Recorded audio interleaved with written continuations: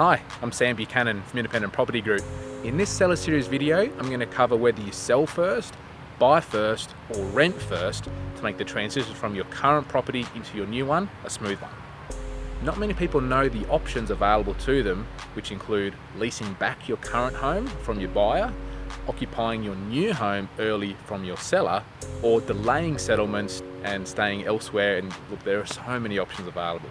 Now, given your individual circumstances, it's important for the agent to know what the best outcomes are for you and how to implement those into the negotiations with your buyer. For example, let's assume you need to sell your current home first to move into the new home. Depending on your buyer, you could accept a really long delayed settlement if you haven't found a home yet, like 90 days or 120 days. And if they're flexible, you can bring that settlement back again.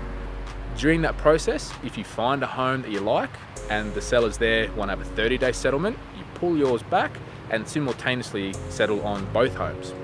Now, depending on the seller and your buyer, you can either lease back your current home for a week or so, or move into your new home under a license agreement for a week or so. There are so many options out there. It's really important to select an agent who knows that in depth and can work hand in hand with your solicitors to facilitate a very smooth transaction and process of moving, cleaning, and occupying your new home. Now, of the three options, the third one is renting. So if you don't find a home you like, or you're searching for a very, very unique property and you couldn't do that within the first couple of months of you actually selling your home, you can opt to rent short term. The benefits of not selling and buying at the same time, if it's suitable to your circumstance, is you can wait and find the ideal home if it's not available when you want to buy.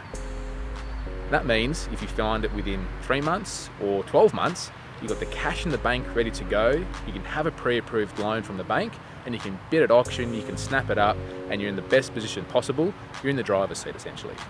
Now, there is a fourth option available to you to make the move, and that's called a bridging loan. Now, a bridging loan isn't available to everybody because it depends on how much equity you've got in your current home, which usually means you have to be there for 5 to 10 years or more, or have seen some significant capital growth during the time you've owned your home. Now, when it comes to leaseback and early occupation, in both scenarios, there's compensation to be paid to either party.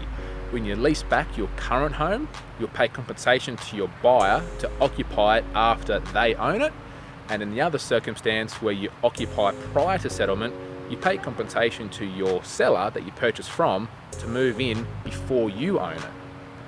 Now, in both scenarios, compensation is calculated at whatever the market rent would be per week. Now, you don't become a tenant or pay bond or sign a tenancy agreement. It's purely an agreement that's one page that's signed by both parties. It outlines what you can and can't do during the occupation term, and the amount is usually payable throughout the settlement process through disbursements. So it's not something you have to physically pay on top of your whole proceeds. It comes out of the disbursements through your solicitors.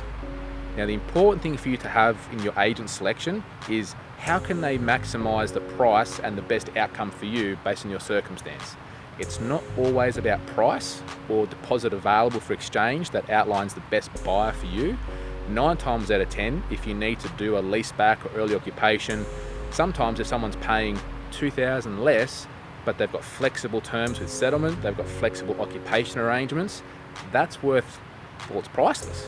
And the benefit to you is a smooth transaction versus running yourself ragged and doing things in 30 days when someone else can offer 60 to 90 with flexible amendments to that settlement date as well, and also offer a lease back or early occupation. We've only skimmed the surface on the overview, and your circumstance will be different to every other person that I work with as well.